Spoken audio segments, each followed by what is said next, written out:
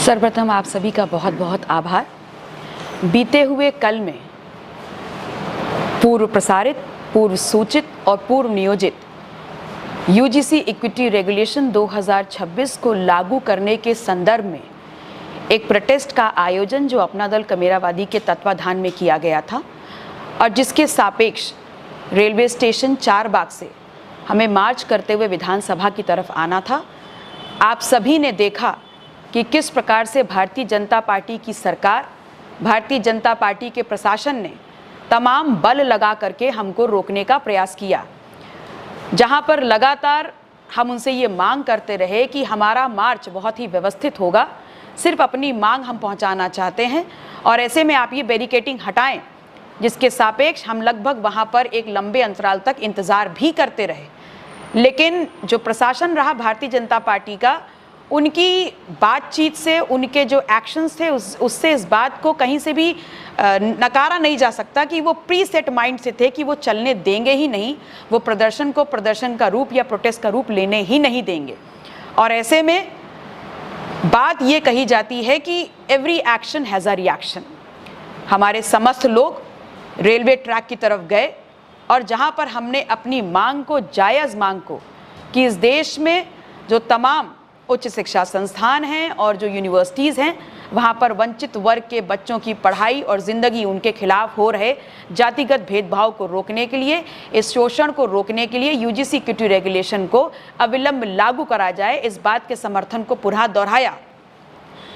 जो प्रशासन रहा, मैं उनसे सवाल पूछना चाहती हूँ कि क्या किसी भी स्थिति और परिस्थिति में उनके लिए संभव था कि इतनी बड़ी जो संख्या वहाँ पर एक हुजूम के रूप में, प्रोटेस्टेंट्स के रूप में उतरी थी, वो उनको रोक पाते या हटा पाते? और ऐसे में एक जिम्मेदार लोकतंत्र के नागरिक होने के नाते, जनप्रतिनिधि होने के नाते, हमने स्वयं ही, जहाँ हमारे पास ये भी रास्ता था कि वो जो प्रोटेस्ट था वो उग्र भी हो सकता था, ऐसा भी हो सकता था कि अगर तानाशाही प्रशासन और करती तो शायद कोई बड़ा घटनाक्रम हो जाता, हमने खुद ही हिंसक रूप ना लेने पाया ऐसा प्रोटेस्ट। इसलिए स्वतः संज्ञान लेते हुए हम सब ने लोकतांत्रिक व्यवस्था में अपने लोकतंत्र को बचाते हुए अहिंसा का रास्ता चुनते हुए वहां से उतर करके आगे मार्च करना शुरू करा। और जब हम ये समझ गए कि अब वो आगे नहीं मारेंगे, आगे हमको नहीं लाने देंगे, तो हमने स्वतः गिरफ्तारी का ऑप्शन उनको दिया। उन्होंने हमारी गिरफ्तारी करी और इको गार्डन में भी हम लोग तब तक रहे जब तक उन्होंने नहीं कहा कि अब आप जा सकते हैं। सबसे बड़ा सवाल ये है कि वो प्रोटेस्ट जो कर रहा था, वो इस देश में लोकतांत्रिक व्यवस्था में एक चुना हुआ जनप्रतिनिधि, और वही उसी प्रक्रिया से चुना हुआ जनप्रतिनिधि जिससे एक सीएम आता है, जिससे एक मंत्री आता है, जिससे एक उप मुख्यमंत्री आता है, उसी प्रक्रिया से चुना हुआ एक जनप्रतिनिधि था। और मेरे पास ये अधिकार है कि मैं अपनी बात को मुखरता से कह सकूं। वो बात हमने कही, लेकिन उसके बाद आप बहुत से पत्रकार बंधुओं के माध्यम से हमको पता चला कि एक एफआईआर दर्ज कर दी गई है। चलिए, आपने एफआईआर दर्ज करी, लेकिन अब सवाल ये उठता है कि एक जनप्रतिनिधि वंचित समाज का, वंचित समाज, दबे शोषित समाज के हक और अधिकारों के लोग जब सड़कों पे उतरते हैं तो आप बैरिकेडिंग लगाते हैं। वहीं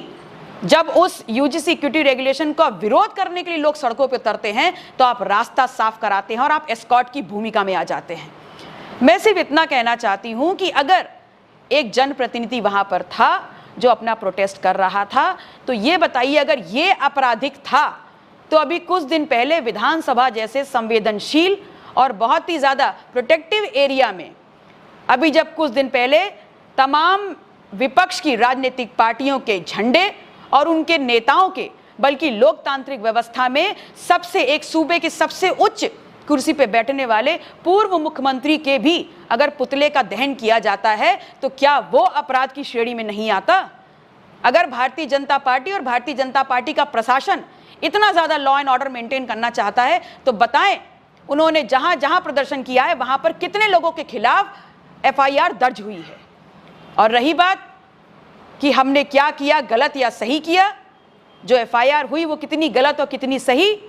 तो इस प्रदेश की जनता, इस देश की जनता देख रही है, वंचित वर्ग देख रहा है। मैं उसका निर्णय समाज पे छोड़ती हूँ, वंचित वर्ग पे छोड़ती हूँ और न्यायपालिका पर छोड़ती हूँ।